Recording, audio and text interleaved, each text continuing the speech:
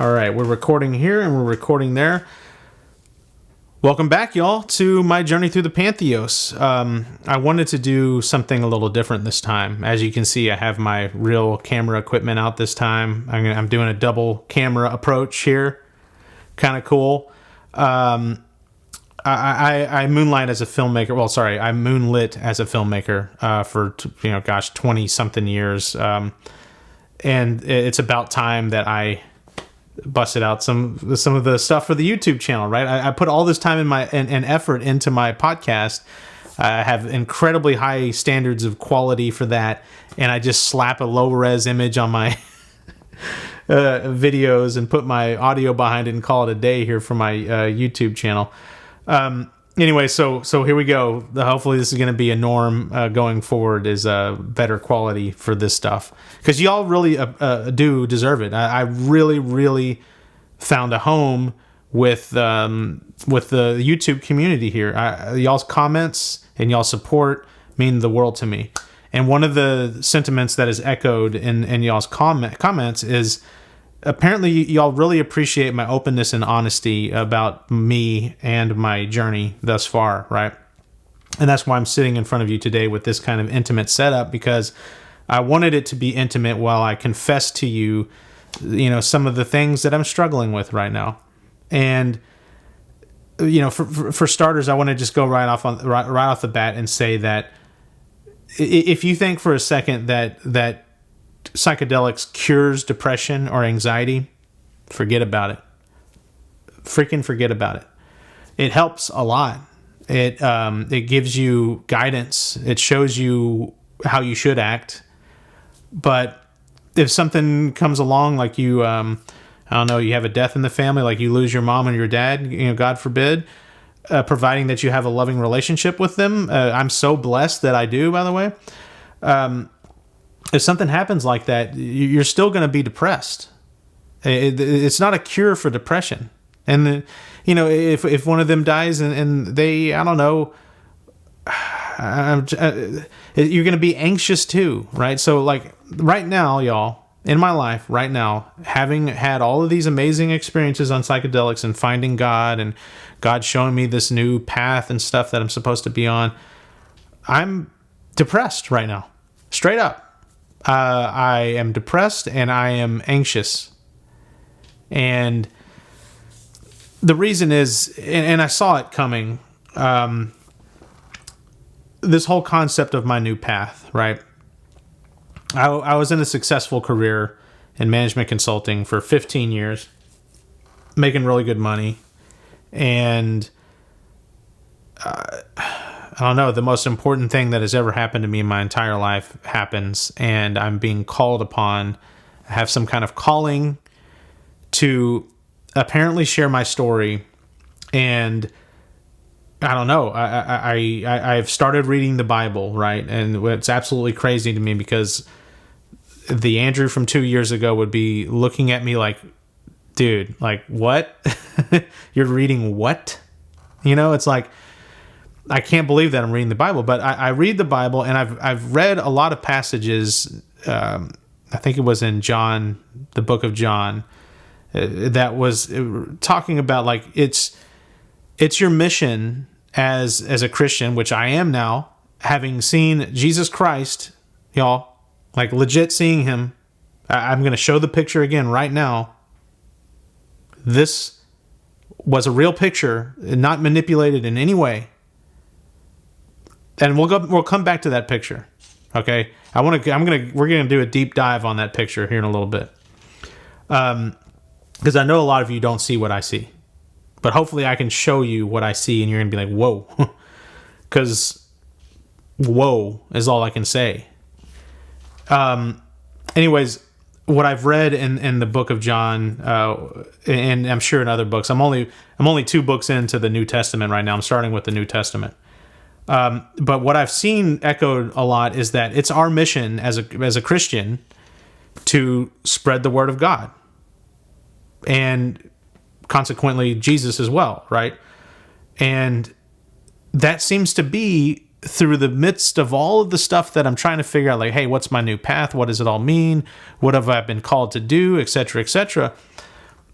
I guess my takeaway here is to spread the word of God, and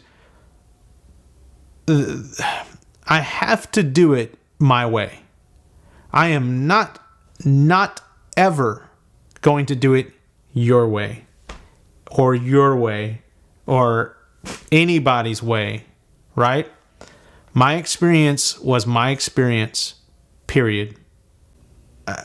I think that my take on it and my takeaways from it, this spirituality and finding God and now finding Jesus, is so incredibly unique, and calls out to folks that were just like me, that they thought they had everything figured out. They were an atheist, or they were agnostic, or maybe even a Satanist or something like that. I was never a Satanist, but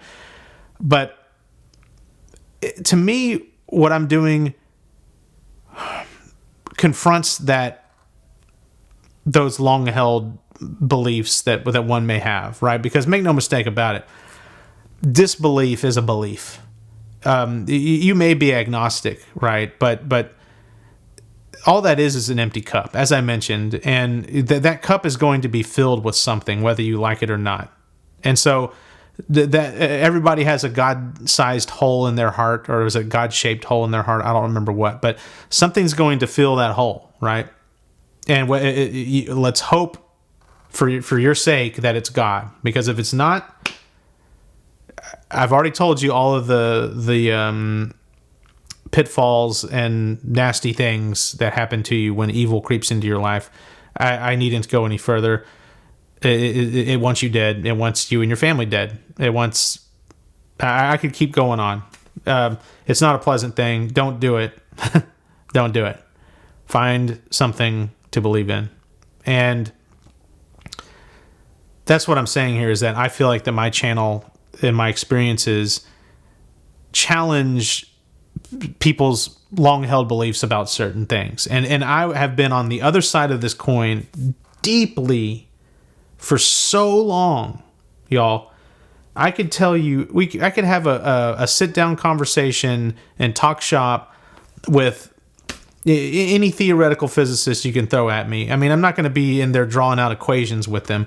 But if we're talking about muons and the Standard Model, and like inflationary theory and all this other stuff, and gravity waves this and neutrinos that, and it's like I'm there, right? The quantum mechanics, the wave function, wave particle duality, just singularities and blah. I'm right there with you, like on every step of that conversation, right? And I would wheel out all of that stuff. All of it, every single time that someone would bring up God or something like that. And I'm like, well, did you know that you can make a whole universe from 1 gram's worth of material if you have, what do they call it? Negative energy or something like that, crammed into, if that gram's worth of material is crammed up into a small enough space that is, I forget if it's sub Planck length or a little above Planck length. I think it's a little above. But gravity at those scales, apparently, if you do the math, behaves negatively. It repels instead of attracts, right? And so that creates energy. It's a negative potential energy stored up in the gravitational field that at that scale was able to inject the rest of the energy and matter, because matter and energy are directly convertible, for the whole universe. So you take a gram's worth of matter and you get everything else. This chair I'm sitting in, me, the camera, you, the earth, the moon, the planets, the solar system, blah, blah, blah, blah, blah, everything, the whole universe. And I would look at people and I would tell them this. I'm like, it's a quantum fluctuation. If you have blank space with virtual particles popping in and out of existence, annihilating each other, because matter and antimatter, they attract, and when they do, they explode. If you do that for over 1 trillion years, eventually one of those is going to have a little bit of a fluctuation there. And then that's just enough to, boom, you got a universe. So a universe can be created by accident. right? It doesn't necessarily have a meaning. And can you hear what I just said there? It doesn't have to have a meaning. Now, I look back on that, right? I look back on that old me. You want to know what meaning is? I'll tell you what meaning is. This is a synchronistic event that happened to me. It happened, if you recall, on just about every, it legit has been every podcast episode that I record about a psychedelic trip. Keep in mind, there's always like 3 or 4 central themes. Sometimes it's only 2 or whatever, but it's like 2 to 4 central themes about this trip. And everything on that trip is like a fractal pattern of that concept. And you can see it drilled down into the infinitesimally small, all the way up to the infinitely big, and it all ends with God. It's a beautiful, amazing experience. Psychedelic trips are essentially just a big, giant, grandiose synchronicity event, period. And what I found amazing, and just do your research on synchronicity, y'all. Go look up Carl Jung. Look up the Red Book. Just amazingly profound stuff. And it all centers around meaning. You can have 2 causally different events. 2 events that have their own daisy chain of causality. Or is that the right word? Causation? Causality? I forget. With that, right? We'll go with causality. There's 2 separate events that happen. And they have their own causal chain. And they happen in a moment to where the observer finds meaning in both of those separate events. There is no cause and effect here. It's the meaning that draws the 2 things together. And that is just straight up magic. Like you and this is an example, right? Forget the example already that my when I sit down and record these psychedelic trip episodes, that the 2 to 4 central themes of the trip actually play out in my real life. That alone, being an amazing synchronistic event, is mind-blowingly amazing, right? So, but that aside, getting into one of these specific ones, so I am recording the trip number 8, Our Scars Are Important, right? Now remember, on that trip, I encountered, and when I say encountered, y'all, they practically, they really materialized right in front of me, but it was just as real as these men, my uncles, who were dead. I want to point that out. One of them has been dead for a couple years. The other one has been dead for about a year. They practically, it was as real as them walking into the room right now. If they were to walk in right now and sit down in front of me and start talking to me. And the only thing that was different, that didn't look real, is that they had this dark orange hue on their head, like this aura looking kind of hue on their head, and then the rest of their body was dark blue. But other than that, they looked spot on, like just like as real as I look right now. And so I'm recording this episode now. My Uncle Jerry, and again, I'm changing names because I don't want my family to be upset with me that I'm associating their loved ones with psychedelics. But my Uncle Jerry was a big-time practical joker. Big time. He's always playing jokes on people. And I'll never forget this. I'm gathering information about the man. I call my cousins, but his daughter and his son, and I'm getting some stories about the guy because I'm trying to cobble together this beautiful story. I ended up scrapping this part of the episode, by the way. I'm going to try to bring it back at some point. I'm rambling, geez. But I'm interviewing my cousins to get some amazing stories about this man because I know him to be this amazing guy. And I'm talking to my cousin, and she tells me this beautiful story about how when she was a little girl, her dad was trying to teach her this moral lesson, and the lesson was something to the effect of, "Hey, if a stranger comes to your door and they are hungry and they need food, you go and you get them the best food that you have and you give it to that person, because obviously they need it, and you got to give people your best."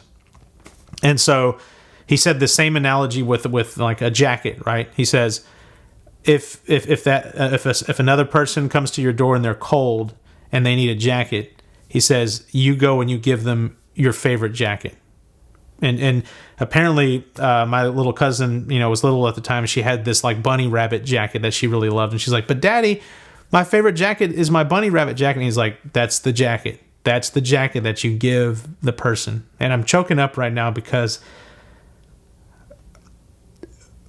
the day that I sat down and talked to my cousin about that, the exact day, a friend of mine has a birthday party at a brewery, and it's an inside-outside kind of thing, indoors-outdoors. And it was kind of on the cusp of like, is it cold or is it hot outside? It's like one of those weird times of the year where it's kind of both. But it was getting kind of cold outside as it was reaching, nighttime, like dusk. A friend of mine shows up. He didn't quite plan for that inside-outside thing. He is wearing a button-up shirt. That's it. No jacket. I decide to leave early because I have to record this dang episode that I'm working on, trip number 8, Our Scars Are Important. So I leave early, and on my way out, another one of my friends stops me and says, "Hey, man," I'm going to come up with a different name. Like William is the guy who showed up with the button-up shirt. He's like, "Hey, dude, William is going to hang out here later, and we're going to be all out here because a couple people smoke cigarettes or whatever."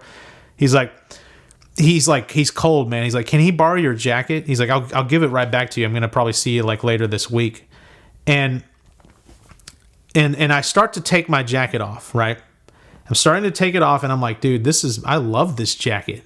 I was like, there's this jacket that I bought in London in a thrift store for $40. It's this brown leather dinner jacket that just is amazing. It's awesome. I call it the Excalibur. All right. And I'm taking off the Excalibur, and I have this moment where I'm like, this is my favorite jacket. Did you hear that? So again, I'm going to grab the camera. Did you hear that? So on the day, and I'm not done with this story, by the way, on the day that I interviewed my cousin, and she talks about if someone comes up to you and asks you for a jacket, you not only give them your jacket, you give them your favorite jacket. And I completely forgot, because I'm a very forgetful person. I completely forgot that I had this conversation with my cousin that day. And as I'm taking off my jacket, I said, man, hey, this is my favorite jacket. I don't want to lose it or something to happen to it. I said that. And I didn't give him my jacket. And so then, this is hilarious as hell, because my Uncle Jerry was a big-time practical joker, right? My cell phone only had like 3% battery on it. And I called an Uber. My wife had to go to this catering event like way across the other side of town. And so I couldn't get a ride from her. She was already gone. So I Uber. I have 3% left on my phone. I get to my house and I go to press the garage door code to open up the garage. It doesn't work. The battery for the little keypad for my garage went out, and I don't have a key to get in. And the thing, no matter how much I try it, is not working. And so I'm like, shit, what do I do? Right? So I try calling my wife. I'm at like 1% battery life now. I try calling her, and I'm like, hey, I'm going to be locked outside for the next, like 6-7 hours unless you come drop off a key. So she gets one of her coworkers, because she's super busy. One of her coworkers gets in the car and starts driving, and I'm like, oh, I can call my dad. Because all I need is a 9-volt battery, right, to fix the little keypad.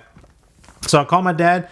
At the last second, I am saying, hey, can you bring a 9-volt battery to my house? And he's like, yes, I can, as my phone dies. And so at this point, I'm super frustrated because keep in mind, I have an interview for the podcast. Like my friend from A&M from college was going to interview me, and I'm late. I'm like horribly late because I'm locked out of my house. I was about to break the door down, right? And I start walking around the subdivision, and that's when it hit me. I was like, it just hit me like a ton of bricks. I thought to myself, I was asked earlier in the day if someone asked me if they could borrow my jacket, if they were cold and they needed a jacket, right? Or the friend was cold, right? Can I borrow your jacket? And I said, no, this is my favorite jacket. That exact thing. When's the last time someone has asked you for your jacket? Right? And when's the last time you're like, no, man, this is my favorite jacket? Right? And when's the last time that you were discussing that very concept with a loved one of yours, that very day? And so I was sitting there and I was freaking out because I was like, oh my God, this was the moment. This was the moment that I could have stepped up to the plate and been like my Uncle Jerry, who was such an amazing, awesome person. And I failed. I fell short. And I'll never forget, I was pacing around, and right when that hit me, I again, it was just like this, oh my God, you feel the weight of God upon you, because this is the one of the most profoundly deep synchronistic moments I've ever had. And right at that moment, as it's really hitting me, I look down, and what do I see as my dad pulls up with the 9-volt battery to help me get it back into my house? I see this is nighttime, mind you. I see headlights kind of like create some shadows on the ground, and I see it illuminate this giant patch of mushrooms that were on the ground. Right when I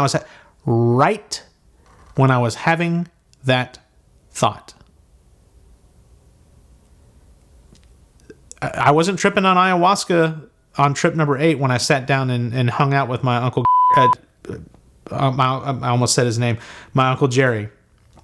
It was mushrooms. So again, talk to my cousin about someone asked for a jacket. Give them your favorite jacket. That very day, a friend of mine asks for a jacket, and I said, no, this is my favorite jacket. And then my uncle I did it again. My Uncle Jerry is a practical joker. I had all of these practical joke-like things happening to me. I'm locked outside of my own house. My phone's about to die. My wife sends someone to come drive, blah, blah, blah, blah. Here's the other part of the story. Is my dad actually needed to come over to my house and to get something anyways. And he told me, he's like, Andrew, I was picking up the phone to ask you if I could come over and pick up my ladder when you called me and said, hey, can you bring over a 9-volt battery? No BS, y'all. No BS. And then the mushroom thing, it's just like, while I'm thinking about this, mushrooms happen.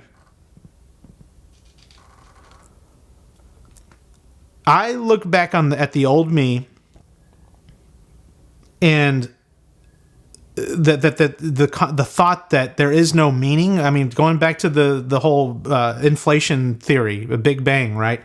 About the universe is a quantum fluctuation and there needn't be meaning. Ha ha. I almost said a curse word. Freaking ha ha ha. Get out of here. Just because I'm on a roll here and I want to say the story, I'm gonna say this other story too. Here's another really deep one. I've shared most of my really deep synchronistic moments, but here's one that happened very recently that was very beautiful. Again, I mentioned in this video that I'm kind of in a funk right now. I'm kind of depressed, anxious. I don't know what's going to happen with my life and money and job and family and friends and all that stuff too. If I go all in on this, y'all, I'm going to have a big black mark on my record here. Andrew has done psychedelics. He may have found God, but he's done psychedelics. Anyway, I'm depressed. I'm anxious. My wife just texted me. Let me see what 4:30 works tonight. Okay. I have to do a catering gig tonight. I'm doing a lot of catering gigs with my wife. It's a lot of fun. So I'm one of these days in particular, and this happened probably about a month and a half ago, something like that.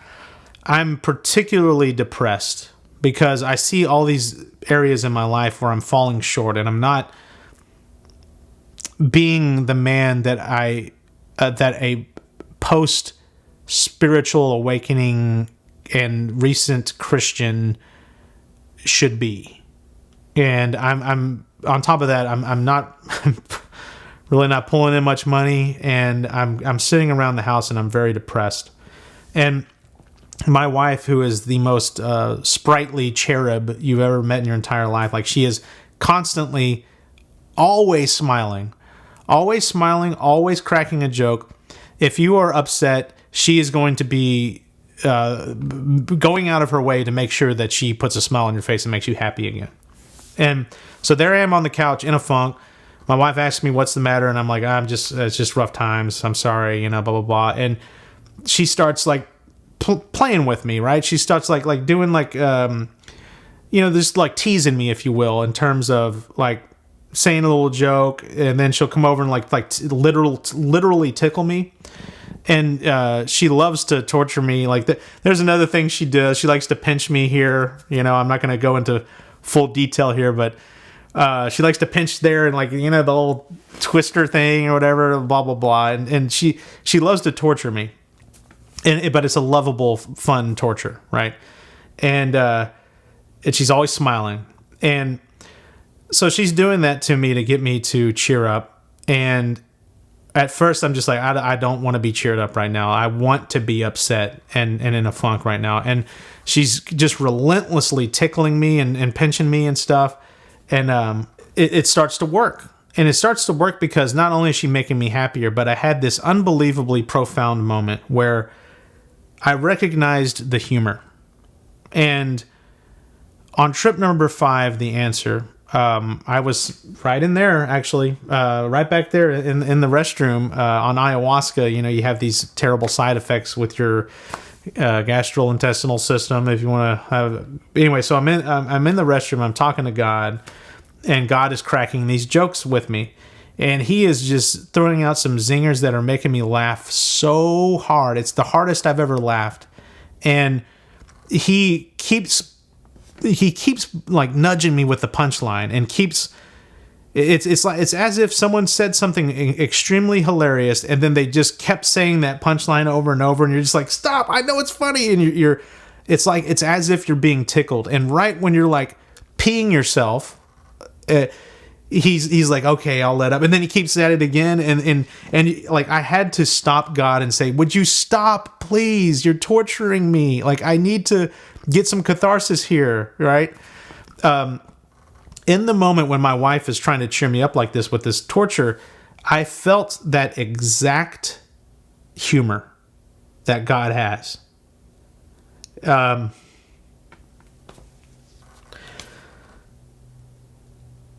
God was in the moment channeling through her, and I knew it and I felt it. It was God trying to cheer me up. And it worked. It was that exact same sense of humor. And I had this thought. This is absolutely bone-chilling, y'all. Bone-chillingly beautiful. I had this thought in my head as I'm looking at my wife in absolute astonishment. And I thought to myself, you're God right now. Right now, you are God. God is channeling through you. You are God. But I didn't say that. I thought it. Seeing that I am now sufficiently cheered up. My wife stands up, gets off of the couch, walks about 5 steps behind me, stops, turns around, looks in my direction, and says, "You're God right now?" She said those exact words. "You're God right now?" And a question. And I said, "What?" Because I'm like, she just read my mind. And she goes, "You're God right now. That's what you're thinking, right?" And again, I'm sitting there like, she just read my mind. I was literally thinking those exact words 2 seconds before that, 5 seconds before that. And then I realized what she was really talking about. And this is, again, everything is a big joke, right? I have a friend that doesn't like cussing, right?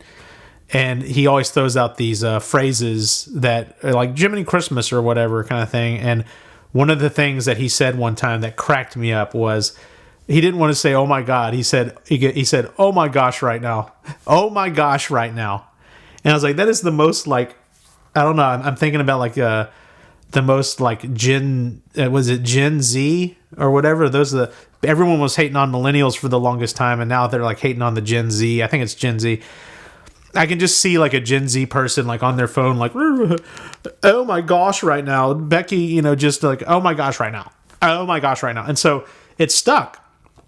All of my guy friends and stuff, we thought it was hilarious, and we adopted it. And I've been saying it for probably about 15 years now or so. And I said it around my wife long enough that she picked up on it too, but she messed up. She misremembered it. When I asked her like, "What?" and she was like, "You're God right now. That's what you're thinking, right?" What she meant, because I eventually pulled it out of her, was she was like, you're thinking, "Oh my gosh, right now," right?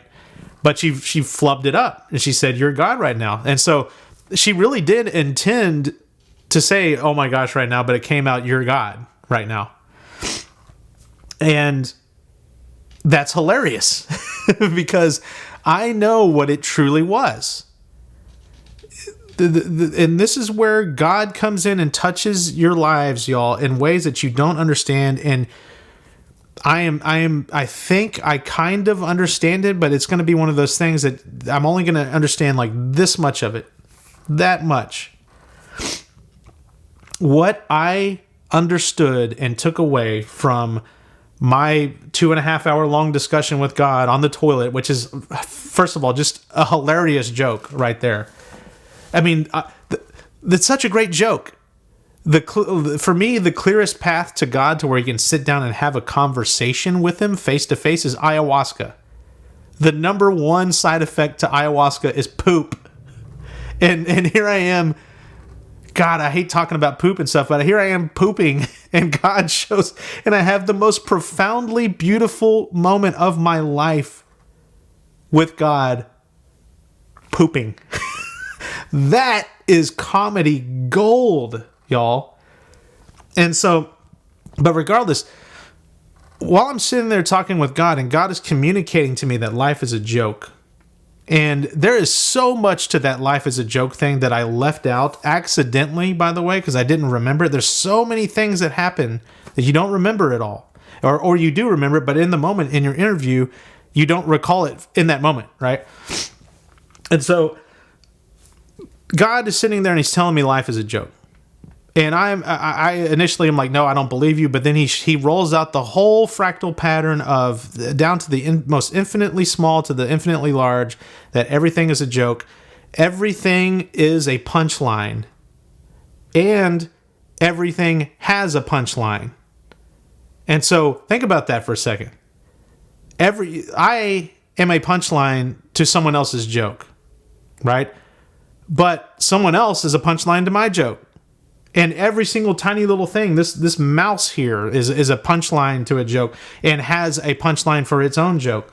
And And so, but when you think about it, just in terms of jokes, you're missing out a bigger concept. To me, God said joke, and I instantly knew what he was talking about. But for others who think it's that he means a literal joke, what you can better describe it as is double meaning. Everything has a double meaning, right? Everything has a flip side. Everything has a yin and yang, and everything is a yin and yang. And, I'm actually going to just pull up the yin and yang definition and from Wikipedia. I know Wikipedia is not the most trusted source, but I'm going to pull it up and just read it because it describes this concept of a joke. This is what I get here. Let me read it. In ancient Chinese philosophy, yin and yang, or dark light, or negative positive, is a Chinese philosophical concept that describes how obviously opposite or contrary forces may actually be complementary, interconnected, and interdependent in the natural world, and this is the important part right here, and how they may give rise to each other as they interrelate to one another. That describes this whole concept of life as a joke perfectly. Absolutely perfectly. It's like two opposites that make a whole, that one gives rise to the other, and vice versa. And there's a little dot in the middle of each of the heads of the yin and yang because there's a little bit of the opposite in the actual thing. There's a little bit of it there, and they give rise to each other, and it's a beautiful, beautiful joke. And what I saw in the moment from God, if you recall, I had this moment where I peered into its brain, like I was sitting there trying to contemplate what it said, and I leaned forward in contemplation, and by moving forward, my head starts to move into the layers of God, and I could see into it. And I looked down and to the right into this swirling, what I called the cosmic fern, and I saw that every single little leaf on this infinitely spiraling down fern was someone's life. And all of these leaves on the fern were someone's life, and they all were a joke. And again, I don't take the word joke and replace it with whatever you want to replace it with, right?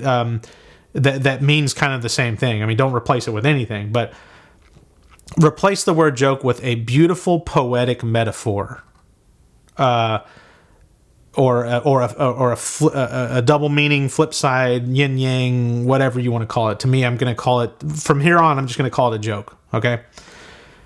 Every single person's life in that thing was a joke, and God, I understood that it's all this beautifully intricate system of one thing changes and it adjusts for everything else, and it becomes automatically part of their joke. And free will has something to do with this, and I'm going to save this for a later episode because I have quite a profound spin on how free will and predeterminism can actually coexist beautifully, and it has exactly to do with this cosmic fern here. But I picked up on this idea, this notion that everyone has a joke, and everybody's joke is beautifully interrelated to everyone else's joke to where it makes perfect poetic sense. It's like the perfect story, your little joke. And your little joke overlaps with someone else's little joke in a perfect way. And if they introduce some kind of free will randomness into it, everything adjusts. And let's say that your joke collides directly with someone else's joke, right? That should screw things up. No, it doesn't. Because everything adjusts in that instantaneous moment so that it all works out as a beautiful joke, and that ripples throughout the entire system of jokes and resets and recalibrates to where it was always part of your joke this whole time. It was the most beautifully deep and profound thing I've ever seen in my entire life, and it means so much. Y'all, and in this moment, that with my wife coming off the couch and saying, "You're God right now," she meant something else, but she didn't. And what I mean by that is, I don't think this camera's focusing. Let me go. What I mean by that is, how do I explain this? To her, it was something else. And that's why this is a big joke. But the thing is that I know that all of these little moments like this are carefully and beautifully orchestrated so that my joke plays out, right? So this is God controlling the whole situation, is what I'm getting at here. You get this sense when something like that happens to you that everything that ever happened in the entire universe led up to that event. Everything in your life was perfectly planned and orchestrated so that this event in the history of your life and in the history of the universe would happen specifically in that way. And it's undeniable because each time that one of these happens, I get this overwhelming God presence. And that's the feeling that I get. Now, the other person there, my wife, she didn't think or feel that at all. She got up and she said something that she heard me say a billion times, oh my gosh, right now, except she didn't remember it correctly. So in her mind, it's just a little mistake. She doesn't think that this is some God moment of like, predeterminism. But it was. And that's what I'm saying is God can use other people and other things and kind of play chess with people and things in the universe to where they're even completely unaware that they are being used as chess pieces so that something like a synchronistic, beautiful event that means something to you, like God speaking directly to you through someone else, happens. And another great example of that is this Corinne Bailey Rae song that I was listening to on my last trip. The song called, it's actually, in the podcast episode, I erroneously called it, I Won't Break Your Heart. It's actually, Hey, I Won't Break Your Heart. But this song, in the moment, God appears and he starts singing me this song. I've been wondering what my new path is, and God appears to me and says basically like, hey, don't worry about your new path. You're with me now, and I'm not going to break your heart. And then he goes on to say that all the bitterness has left him and that he won't be satisfied unless I come and stand by his side. I'm trying not to cry. It's one of the most beautiful things that I've ever experienced in my life. And it's a perfect example of this whole cosmic joke, God using people as chess pieces so that everything aligns and means something beautiful in your life in a synchronistic moment, is because Corinne Bailey Rae has no idea who this guy is right here. No idea. She for certain did not write that song for me. She for certain didn't write that song for I don't know. No one. I'm not in her head. Okay. I know that she wrote the song, at least for me, it seems to be as recovering from her dearly departed husband who died, and she found new love. And so she, like I said, she had her own reasons to write this song. But I knew in the moment, while God was sitting across from me and singing her beautiful, beautiful song to me, and this song had meant so much to me, at every step of my recovery and my divorce, and my separation, and then finding new love, and then getting my heart broken again, and so on and so forth. That song has meant so much to me.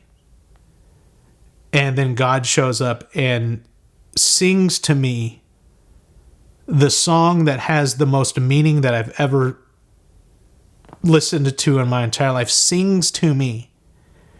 And then it gets to the words, all the bitterness has left me, so don't leave me standing here. I won't be satisfied unless you come here and stand by my side. That's my favorite part and most meaningful part of any song I've ever heard in my entire life.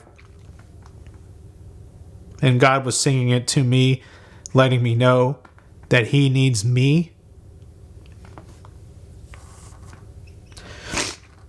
Corinne Bailey Rae did not write that song for me. She is living her own joke. She, I guarantee you, has synchronistic moments that happen to her that are profound, and it's probably all wrapped up and tied into this song, and it has its own story for her. But God is so powerful, y'all, that he can take someone else's profound joke and marry it up and fold it into yours so convincingly that you know that Corinne Bailey Rae's whole reason to have taken existence in the first place and write a song was for me to have that moment, for me to have further proof and validation that God is real. God, that song is written for me, period. But it's also written for Corinne Bailey Rae. And the fact that those two truths can coexist simultaneously and overlap in such a beautifully profound way is absolutely mind-blowing to me. And the implications to that are mind-blowingly staggering. That means that there is no free will, but there is at the same time. And that, to me, goes directly in line with this whole conflict. If you want to talk about science, it goes right into direct conflict with, the relativity versus quantum mechanics, right there. Predeterminism in relativity. Free will in quantum mechanics. The observer being part of that free will, if you want to call it that, in quantum mechanics. The two don't mesh because people can't figure out how free will and predeterminism works. Well, I got to tell you that I hate to sound arrogant. I do.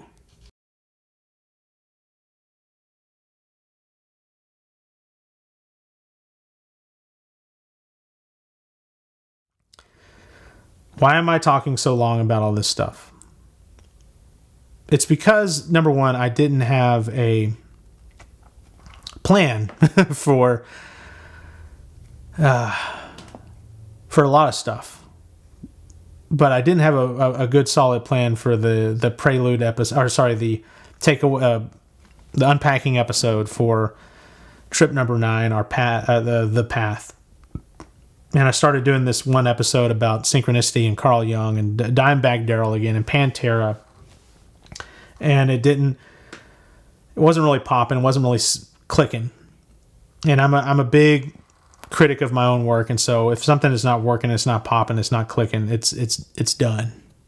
I'm shit canning it, and so I've decided I'm gonna depart from that episode. I'll probably release it later because it actually is pretty cool. Parts of it, it just doesn't really take the story where I want it to go, and quickly and efficiently enough, and so it's gone.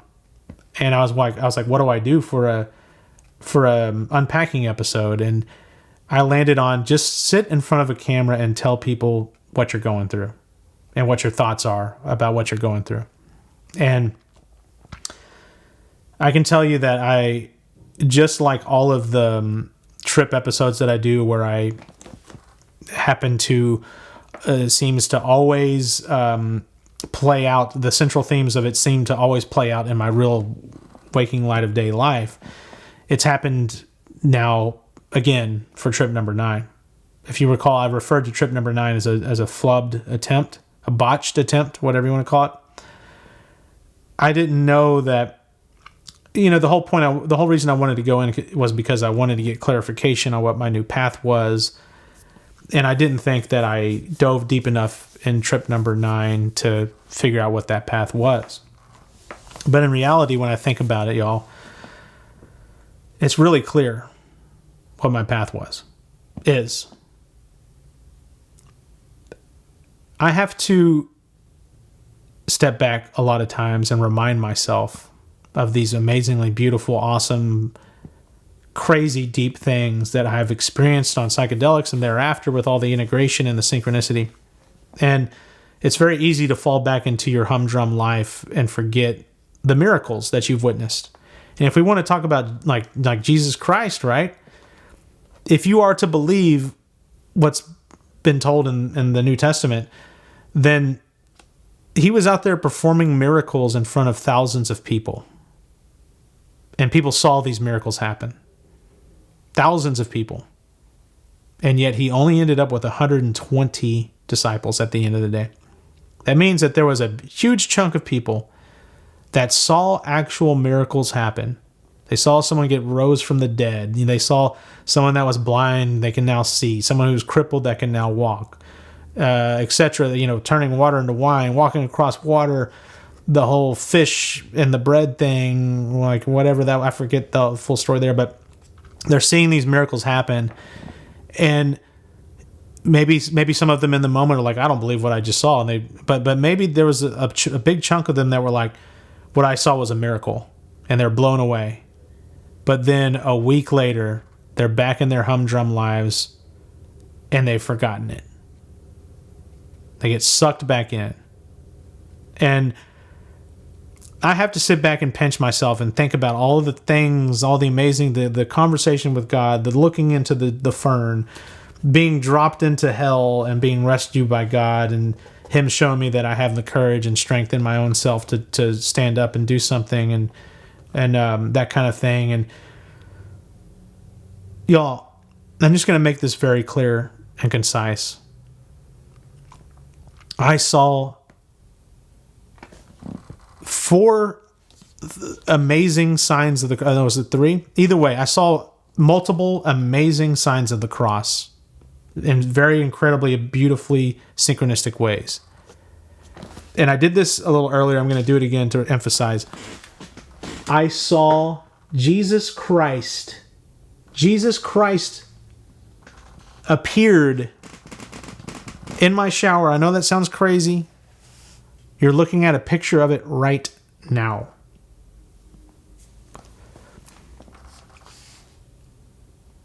A lot of people don't see what I saw. What I saw there is a man looking down at me. He has some kind of like Fu Manchu looking mustache kind of thing. Honestly, looks kind of bizarre, but the prominent Hebrew ancient Jewish man's nose is very noticeable.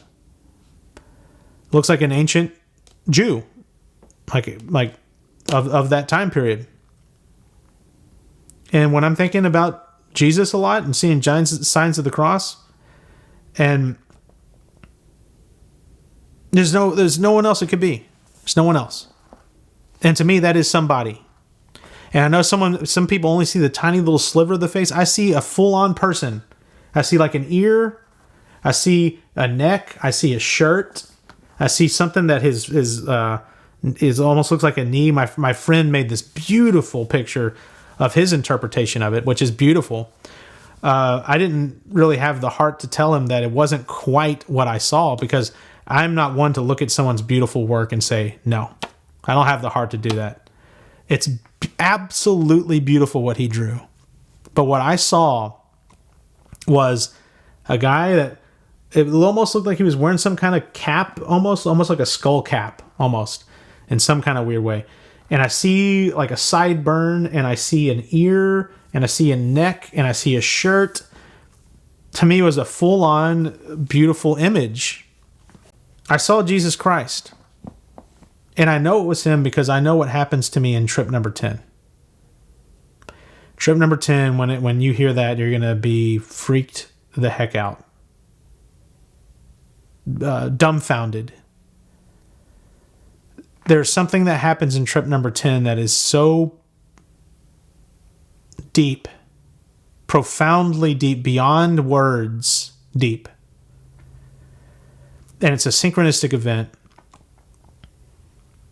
that I just hope that people will, at least if you're a full-on atheist like I was, hopefully you'll at least say, that's interesting. That's all I want, is someone to say like, wow, that's interesting.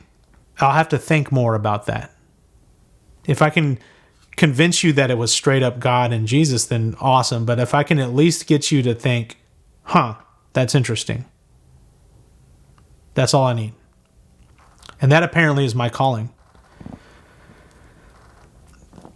like I said, I think I've had a very unique take on all of this stuff. And I think I need to share it. And I think I've been doing a pretty good job at it. And if I can convince even one person, then I've done my job. That's all I got. I think I covered most of it. Oh, man, I didn't even touch on... Whew. Do I save that one for a different time? I'm going to. I'm going to do a separate video podcast episode here about this other concept of... Oh, by the way, I just want to throw out there that the whole Dimebag Darrell Pantera 333, you know, if you recall, the Wi-Fi password on my Wi-Fi was Pantera 333. 333 is a synchronistic thing, like repetitive numbers, consecutive, repetitive numbers, is a well-known and documented synchronistic phenomenon that a lot of people experience. Dimebag Darrell experienced it. He didn't know that it was God. I do, because God told me that he, in that, trip number 5, the answer, when he was sitting there talking to me for 2.5 hours, he's like, that was me playing little pranks on you, trying to open up some communication, right? And I could go into length here about why God chooses such ridiculous means to communicate to us. I'm going to cover that some other time. We've been talking for a long time here, but I have that answer nailed. So don't even go there, honestly. That's covered very, very well. But anyway, so Dimebag Darrell saw 333 everywhere, and then he gets shot and killed in front of his own brother. And his brother did an interview 2 years after Dimebag Darrell's death, and the interviewer actually asks him the question, have you ever seen or experienced any kind of supernatural thing regarding your brother, after he died? And I don't know what would prompt him to ask that question, because Pantera, no one in Pantera was a God person. They were atheist. And Vinny straight up says, he's like, yeah, everything I look at nowadays is 333, Dimebag Darrell's favorite number. And he goes, I look at a clock, and I'm not even, looking at a clock all day long. I just randomly look at clocks, and it's 333. Or he talks about I'm going to try to find an address or something, and then I turn down, and it's like the house address is 333.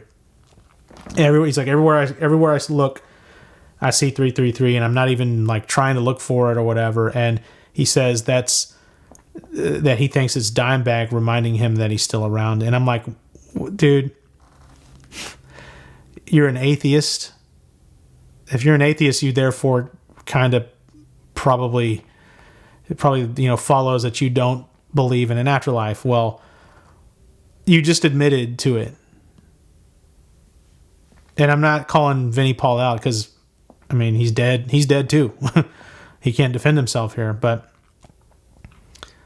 what those men witnessed was full-on Jungian synchronicity, which God sat down and looked me in the face and said that is him talking to us, trying to communicate with us.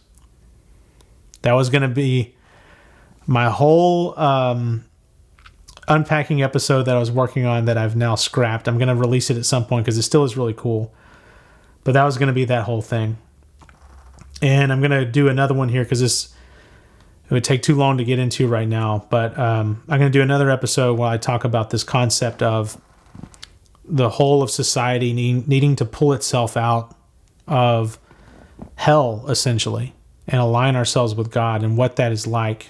And my struggle, this year and a half plus long struggle, hardest thing I've ever had to do in my life,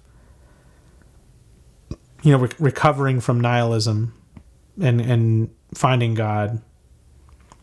I've been kind of told in so many words that that's what about 1 billion people or more on this planet need to do. So we're going to talk about what that all means. And we're going to talk about that later. because I don't even know how long this episode is now, but it's a doozy. So that's it. I hope I made some modicum of sense. I'm going to try to reapproach that whole concept of free will versus predeterminism and how that marries up with, the universe and God, readjusting all of our jokes all the time. I'm gonna formulate that one better and come back at you later with a better version of that. Anyway, that's all I got. Yeah, we're gonna do an episode about that. I'm gonna probably do it really soon because I don't want to keep y'all waiting. And then we're on to trip number 10. Trip number 10, like I mentioned, is absolutely crazy. In a good way, in a beautiful way. But crazy. I mean, you thought all these other ones were deep?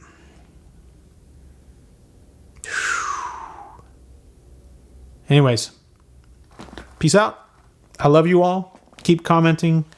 Tell your friends. Spread the word. Spread the love. Bye-bye. All right, y'all. Y'all heard it. That's it. Stick around for the next unpacking episode. We're going to go so crazy deep. We're going to go so deep, I'm going to bust out the whiteboard on y'all. I'm going to just bust out diagrams and all kinds of crazy stuff. So, yeah, let's get ready. And then I think that's going to be the last unpacking episode. And then we're going to jump right into trip number 10, the infinite, which is infinitely intense. So, keep journeying with me, y'all. Love you all.